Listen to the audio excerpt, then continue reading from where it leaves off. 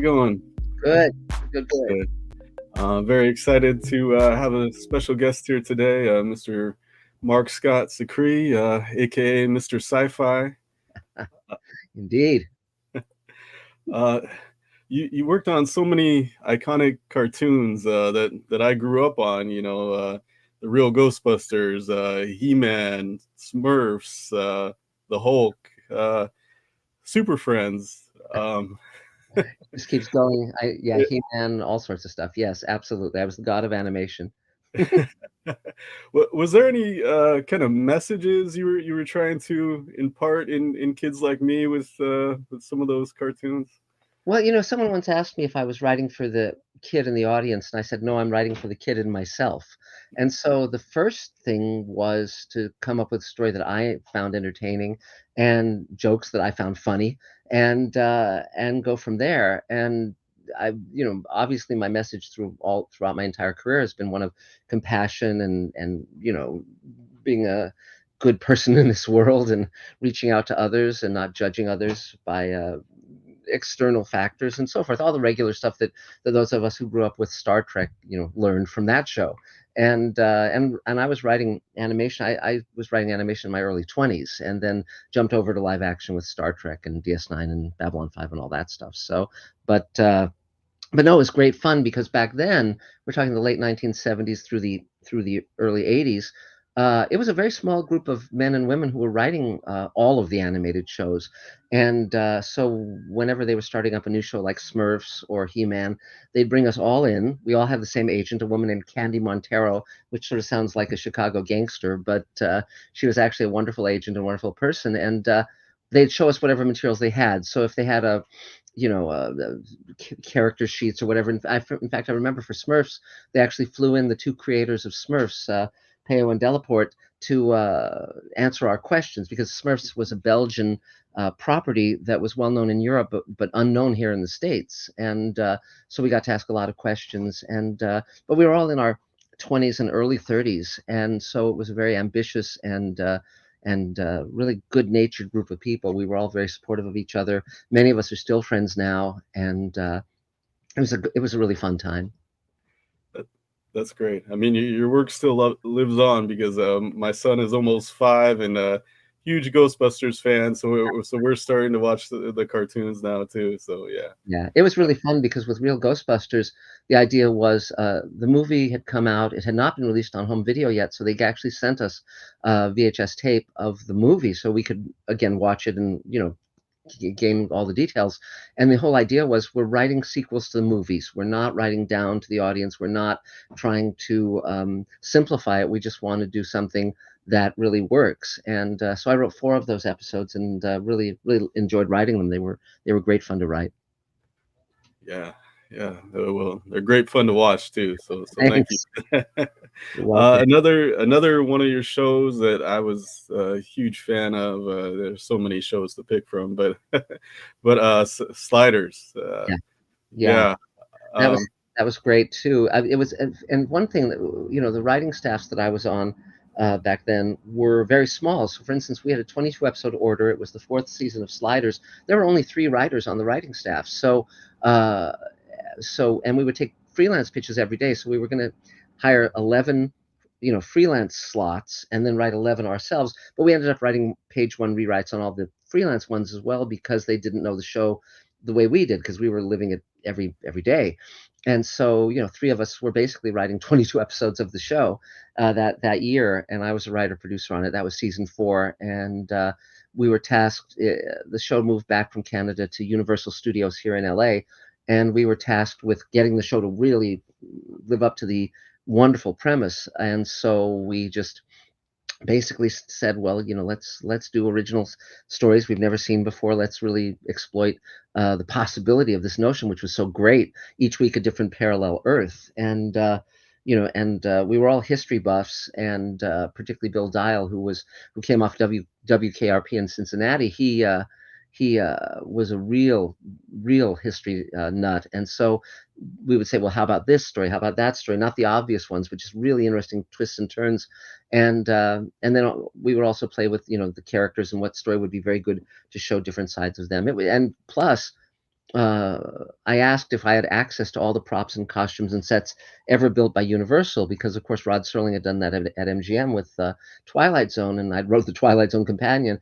And so they said, well, no one's ever asked us that question, but we'll check. And they came back and said, yeah, you've, with a few exceptions, you've got access to everything. So we were able to use sets from Time Cop and Jurassic Park and 12 Monkeys and on and on. And so that really and now in what I'm doing with Space Command, I learned that lesson. So we acquire props and sets and costumes from big budget science fiction TV shows and movies, and then repurpose them uh, toward our show. So it's great fun. I mean, all of this stuff has been just a gas to do all along. I mean, I'm the first generation of television kids. I remember, gosh, I must have been 3 or something, sitting on this little wicker chair with my Mickey Mouse cap, with the two big ears, watching Mickey Mouse Club on this little black and white set.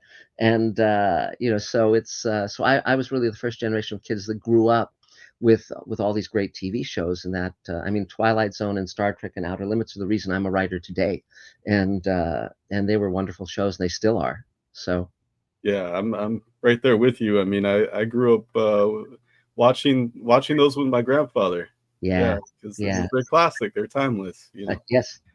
Um, in this age of reboots, I've heard the rumors over the years of Sliders coming back. Is there any possibility of that?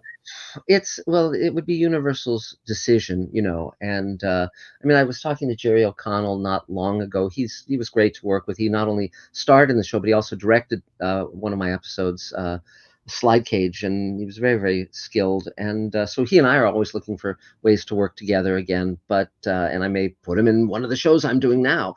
But the challenge with Sliders, as with any reboot, is okay, who's going to reboot it, and will it suck? Yeah, It's like, if you get Ron Moore, then you're in good hands. If you get, insert hack writer name here, then you've got a problem. So, but certainly it was a great idea for a show, and filled with endless possibilities. We didn't run out of ideas by any means in the season that I was on the show. yeah, definitely. You guys did a great job.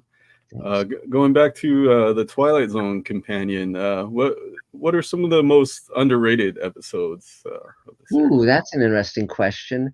Um, there's so many great episodes. One that's not talked about often. One season of Twilight Zone was an hour in length. It was they did 18 episodes, and so that's not shown as often as the other ones, the other four seasons.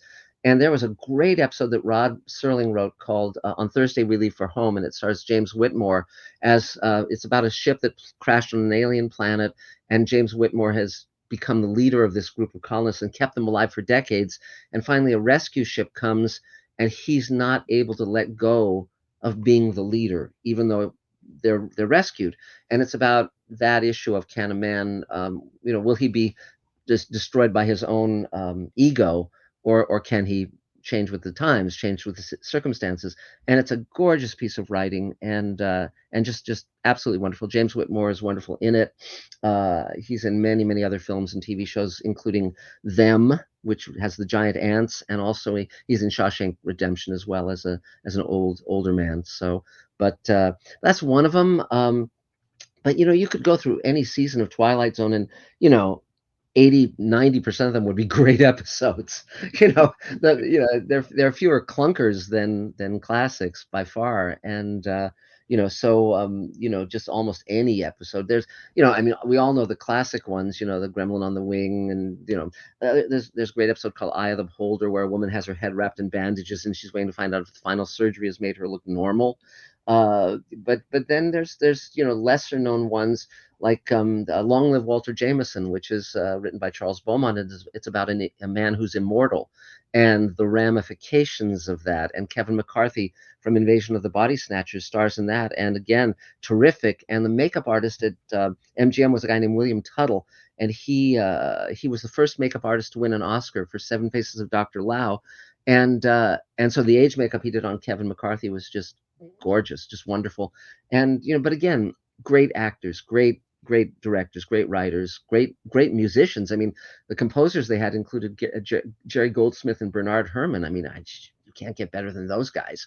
So just so they're little jewels. These episodes, there's 156 of them, and I don't think there's a single episode of Twilight Zone that at least isn't interesting. Even the ones that are like, what was that? There was an episode they did as a spin-off pilot that starred Carol Burnett.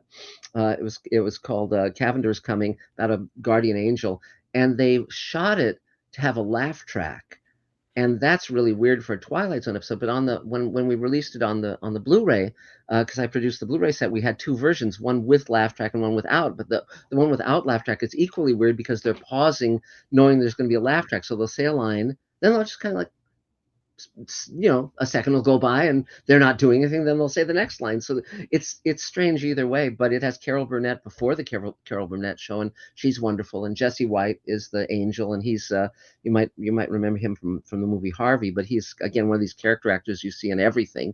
And so and in Rod's scrapbook there was a very funny sequence of photos on the set of that episode where Carol Burnett challenged Rod to an arm wrestling contest, and she won. And so it's a great sequence of photos. But yeah. So it was. I mean, everyone was doing the show with great enthusiasm, great awareness of the fact that they were doing something really, really worth doing. So I'm glad that I was able to write a book about something so brilliant. Yeah, yeah, and didn't it come from Rod kind of wanting to do something political, but he Yes. wasn't allowed to, and Yeah, so yeah. yeah. Well, Rod never wanted to be a science fiction writer. He wanted to be sort of the Arthur Miller of television, of live television. And he was writing these big 90-minute things like Requiem for Heavyweight and so forth on Playhouse 90, very prestigious. He was getting paid very well. But anytime he wanted to write about race, or because the Emmett Till murder happened, where this teenage boy was murdered, and anytime he tried to write about something like that, or about politics, any social issue, the sponsors would just stomp him flat. The censorship notes would render the piece meaningless. And so finally it occurred to him that if he did a science fiction show, he could kind of slip his point past the censors, because it would be set in the future or on an alien planet or whatever. And it worked. And but it was, so in a way, censorship was what forced Rod into Twilight Zone. But ultimately that was a great thing, because otherwise I think Rod would be forgotten more or less now, because although he was a brilliant writer, Twilight Zone was really his masterpiece. Yeah, definitely. I've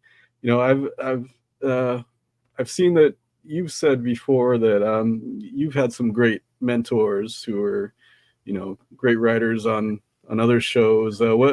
What's the best piece of writing advice you've gotten? Well, Ray Bradbury, who was my mentor for over 10 years at the end of his life, I'd go over once a month and we'd just hang and talk and about career and life and art, and it was just wonderful. Aboard above his typewriter was a sign that I now have above my computer, which is "Don't think, do." Like, that's really good. It's the basic notion of just take action, take action, take action, and also in terms of writing, what it means is, well, Rod used to say vomit then mop, which means you pour it out. You don't edit while you're writing that first draft. You just pour it out, then you come back and refine it. And that was great advice too. But see, part of it was that when I was a kid watching Twilight Zone and Outer Limits and Star Trek, I noticed that the guys writing those shows were the same guys writing the novels and short stories I was reading. Harlan Ellison, Theodore Sturgeon, Richard Matheson, Charles Beaumont, Ray Bradbury.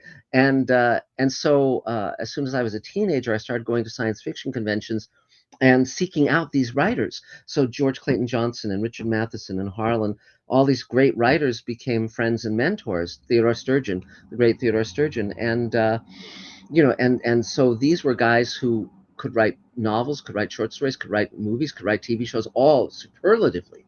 And so I was learning from the very best examples of these forms, and I learned a lot from all of them. Yeah, that really is some great advice, because trying to write some things myself, just getting to start writing is sometimes the toughest part. Yes, yes. Well, the best writing schedule I ever encountered, and the most amazing, was Ray Bradbury's. Ray would get up in the morning. Well, when he was young, he would get up in the morning on a Monday. He would write an entire short story in one day, refine it over, like Tuesday, Wednesday, Thursday. Then he'd mail it out on Friday to his agent. Then Monday he'd start all over again. And so 50 weeks a year, he was writing a short story a week. and selling almost all of them, and he'd take like 2 weeks off for a vacation. But he would still, in terms of novels, everything he was writing, he still did that. Even when I knew him, when he was in his 80s and 90s, he would write 5 days a week in the morning, then stop for lunch, have a nap, and then in the afternoon do business. And evenings and weekends were for the family, for friends and family. And he did that for 70 years, perhaps. And when I knew him, he was still writing 2 new books a year, even into his 90s. So an amazing man, incredible. Yeah. Yeah, it really is. I can remember seeing him at San Diego Comic-Con. Yeah, I miss seeing him there. Yeah, he was one of a kind, but so many of these people were. I mean, Rod Serling was one of a kind. These were incredible, incredible, brilliant men and women. Dorothy Fontana. You know, there's a lot of women in the mix too, and you know, the great DC Fontana from Star Trek. But but they came up, you know, they like Rod and Matheson both served in World War II, came out of that, became writers, had a lot to get off their chest, and you know, there was a great power to their writing because they'd seen the world at its worst. They'd seen death up close, and so these were not people who had just watched TV all their life and then were ripping off other people's work by any means. So you know, we're lucky to have had them. Definitely, yeah, because you think about that, the greatest era going through the Great Depression and World War II, and yeah, Yes. amazing. My first, when I wrote my first screenplay in college, I had a lot of trouble with the ending. You Mm. know, is there any tips you have for writing an ending? Yeah, yes. Well, Rod Serling used to say if he had the ending, he could write a script. But he said there were many, many stories he came up with where he had the beginning and the middle, but no ending, and he couldn't finish them, and he had to shelve them. My suggestion, whenever you hit any problem in writing, is instead of trying to find the right answer, just get a piece of paper and number it 1 through 50 or 1 through 100, and say, without censoring myself, what's every possible solution? And it might be the guy robs a bank, aliens descend and destroy Earth. It can be anything. You don't censor yourself. But I promise you that when you let yourself off the hook for having come up with the right answer, 2 or 3 of the ones in that 50 or 100 will be great ones that you never would have thought of otherwise. And so, you know, that's the main thing. I mean, the big rule of writing that I think the one main rule of writing is be interesting. You know, so if something's on the page that you're writing is cliche or boring, if it bores you, it's going to bore everybody. So find the way to have it be true to the characters, but also be fresh. And you know, you kind of get in the habit of coming up with new ideas, coming up with fresh ideas, uh, and uh, and you know, and that was the fun of writing for Star Trek, of course, because it challenged you to find the idea that they had never done before. And I was fortunately very successful to be able to do that both with Next Gen and DS9, as well as Star Trek New Voyages, where I wrote and directed that episode with George Takei, and that was great to do. Yeah, that's amazing, and amazing advice too. Uh, I wanted to ask you, so what excites you about your new Space Command series? Everything, everything. When I was a kid, I got to go to see the original Star Trek set when they were shooting the last episode they ever shot, Turnabout Intruder, when I was about 10 years old. And to stand on that starship set, to sit in the captain's chair, to stand on the transporter and look up and see that little light bulb that was screwed in, it was so magical because I had gone through the glass of the TV and I was on the other side. And that was, and I realized around that time that's what I wanted to do with my life. I wanted to make television. But also Star Trek had taught me and Twilight Zone taught me and Outer Limits that you mustn't waste your audience's time. What you write must be profoundly true from your heart, fresh and entertaining, all in one. And so for 30 years, I wrote and produced for the studios and the networks, virtually all of them, and I had a very good career. I was respected, and I didn't have a lot of problems with network executives at all. But with Space Command, I noticed that so many of the science fiction shows and movies of a few years ago were extremely dystopic, extremely dark.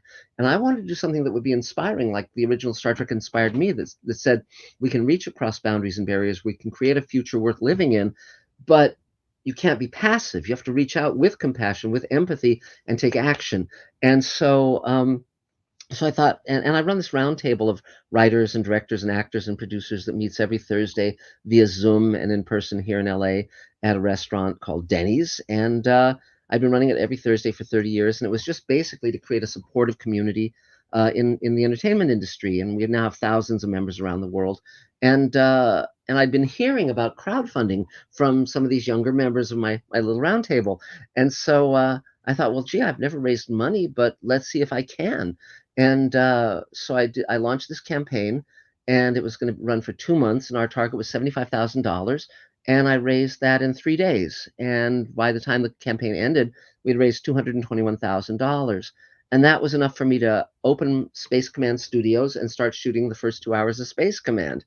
And since then, between selling investment shares for $7,500 each and crowdfunding campaigns, we've raised over $4 million. And so we now have 3 sound stages. It's filled with spaceship sets and giant robots and all of that. And we just finished shooting hour 6 of the 12-hour season.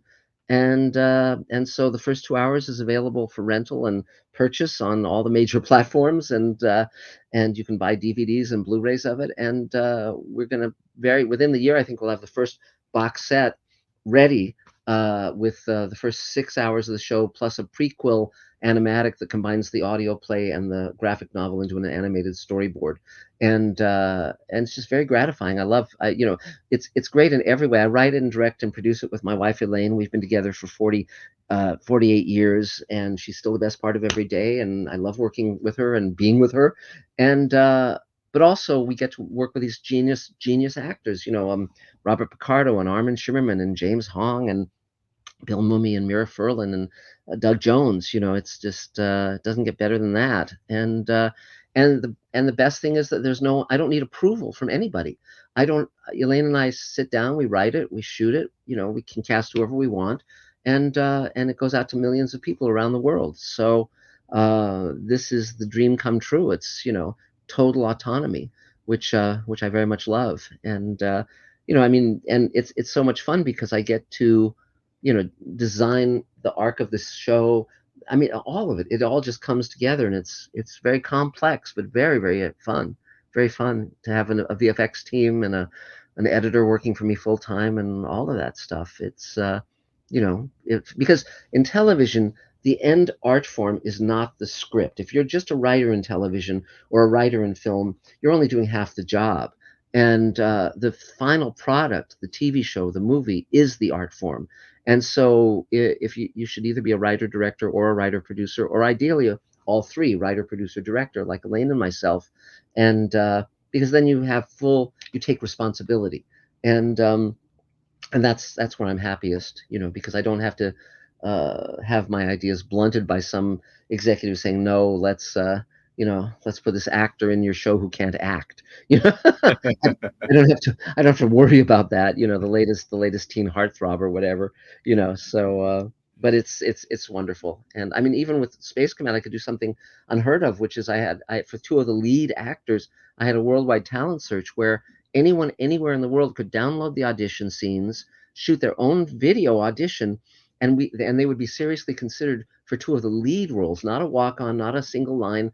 And we got 7,000 inquiries, 1,200 videos, and we cast about 9 actors from those videos, including Ethan McDowell, who plays our lead, and now he's on Walking Dead, and Brian McClure and Sarah Marafino, and it was just great. And Ethan was unknown when we cast him, but now he's coming off Doom Patrol and Walking Dead, and he's got a very, very good career on the role now. That's amazing. Yeah, I write for Film Threat, so I know a lot about indie filmmaking, and I definitely love and support every aspect of it. Yes. You talking about your inspiration of the Enterprise bridge, that resonates with me, because there used to be a place in Buena Park, California, called the Movieland Wax Museum. Yes. Yeah, I used to love going to the Enterprise, the original Enterprise bridge. It was great. It was great. Well, the funny part is they had when Movieland Wax Museum closed, They had an auction, which I did not hear about until afterwards. And someone said to me, for $200, you could have had Ernest Borgnine. It's like, well, gee, it's only $200. Well, what would I do with Ernest Borgnine? It's a question. But it's very funny because I know two guys who actually bought the Smothers Brothers, and they came in pieces, and they were laid out in their office, and they left a note on the door for the cleaning lady, saying, "Do not scream when you enter the room. These are not dead bodies, figures." You So that's pretty fun. But I recently wrote a book called Greenlighting Yourself, because so much of the common wisdom of how to make it in Hollywood is so outdated now. You just got to write a brilliant script. No, you don't. You just have to get an agent. No, you don't. Between crowdfunding and the internet and editing on a Mac and shooting digitally, you don't need any of that stuff. And now we have independent television being sort of a parallel to what independent features were like 20, 30 years ago. You don't need that vast infrastructure, because most people, regardless of how talented they are, the studios and the networks are going to say no to. And so what happens when they say no? You don't want to stop. You still want to get to your dream. But you have to, there's a different road. And so in Greenlighting Yourself, I kind of delineate what that road is and how it's worked for me, how I've managed to do it. Yeah, and you've got, like you mentioned, some legendary cast members too, besides the unknown actors like Doug Jones and Bruce Boxleitner. Yeah. So how do you get those actors, through your own relationships with them, or? Yes, yes. One of the great things about science fiction is you can go to the conventions and you can meet the actors. They're signing photos for like $40 or whatever, and so if you admire their work, you can talk to them. I met Doug Jones when I won the Saturn Award one year, and he was there at the event. And at the time, I was writing a book with Guillermo del Toro, and so I just walked up and introduced myself, and then a few days later, I took Doug to lunch and I just said, "I'm going to write a role for you," and I did. And he has such a sensitive, wonderful face. I said, "I'm going to show your face. I'm not going to cover it up with latex and foam rubber." And that began the relationship where now he's going to be in the next episode of Space Command, and he's also in the feature that my wife is doing that we're also shooting now. So, and then we have 5 more series after we finish the first season of Space Command, waiting in the wings. So so it's a great feeling. Wow, is it five more series of Space Command, or different? Oh, No, different. I'm creating something called the Showrunners Network, which is a slate of 6 science fiction series. Space Command is the first one. Then I'm creating a show called Fugitive Space with the and showrunners and creators of The Expanse. A show called Sweet Haven with Rockne O'Bannon, who created Farscape and Alien Nation and Sequest and Defiance. Most recently, he's been executive producer on Evil. There's a new Rod Serling show that I'm talking to the Serling family about called Rod Serling's After Twilight.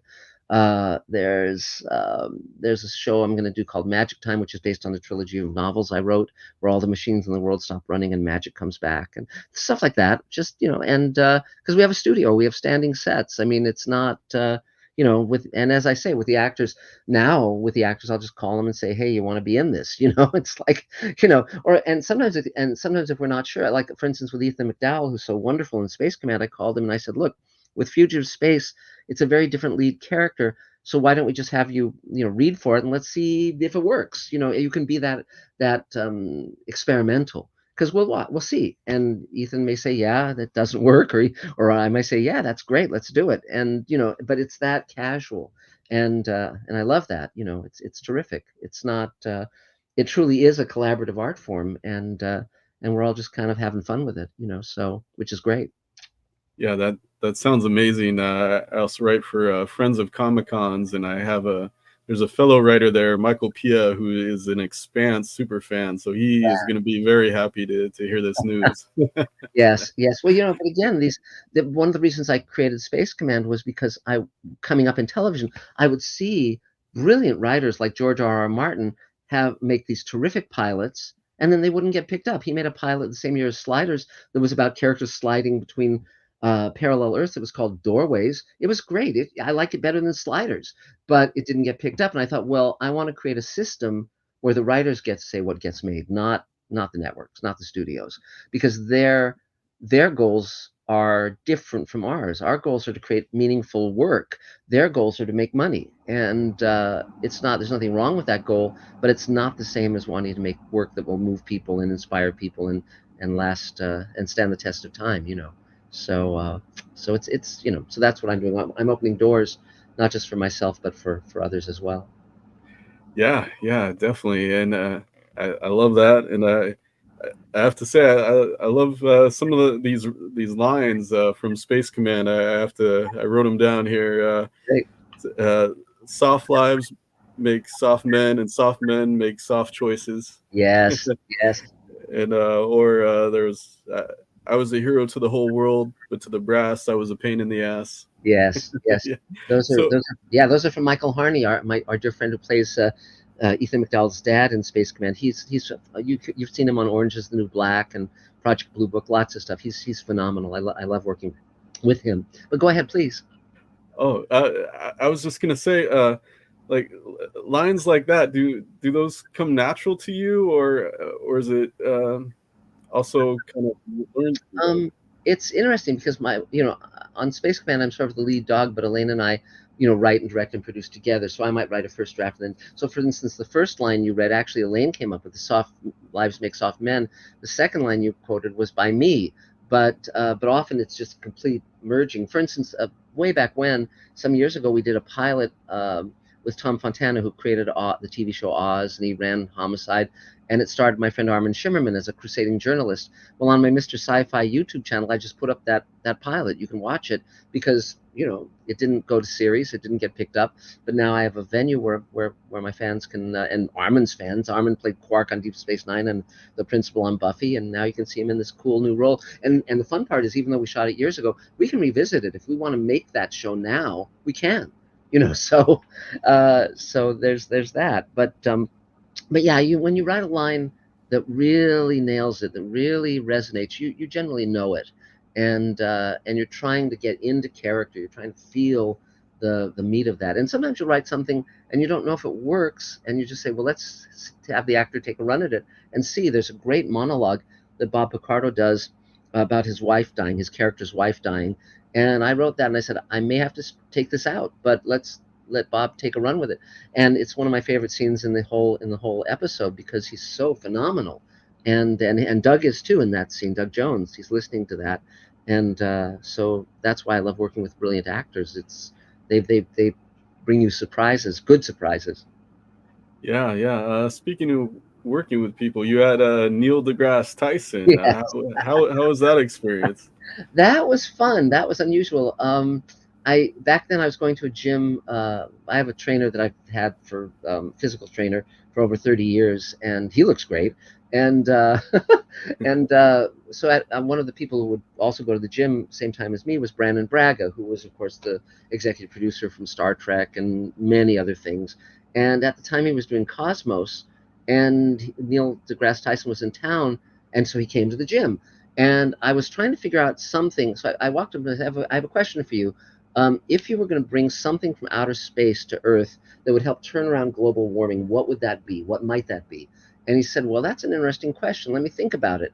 So then a few days later, I was at the gym and I was running. I run for like a half hour or whatever. And he gets on the treadmill next to me and he's walking. And it took him a half hour to explain what he'd figured out. So when I wrote the prequel, which was a graphic novel and an audio play, I said, hey, you want to play yourself in this? And so he said, sure. So this was during the pandemic, and we actually did a bonus episode called Ripple Effect.